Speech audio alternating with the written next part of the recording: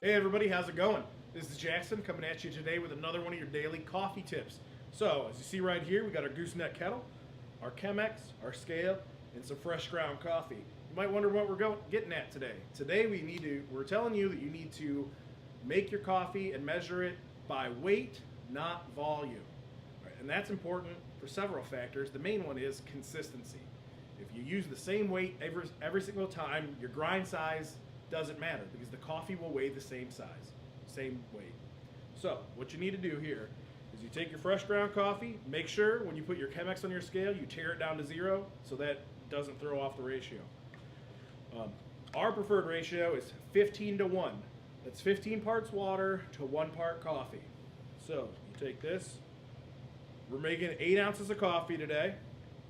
So we need to get roughly 15, almost 16 grams of coffee.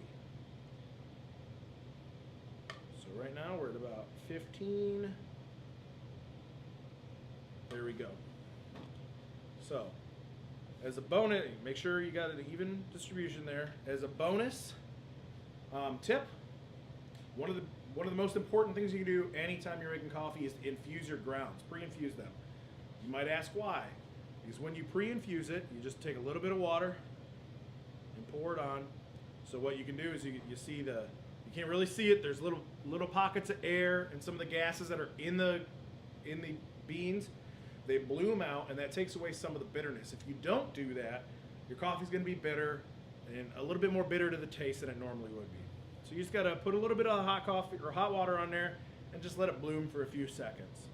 Once that's done, you just got to tear your scale back down, and then we got to go to your desired weight for water as well. You need to get that into milliliters, just so it's a little bit easier to do the math. You're doing it grams and milliliters rather than ounces and pounds and all that jazz. It's a little bit easier. So what we're looking for here is we're getting 8 ounces of coffee, so what we need is 236 milliliters of water.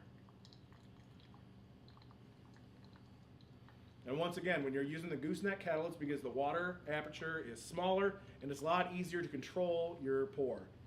And that's important because you just want to go in like a small circular motion around the edges to make sure that the water is going through the beans evenly.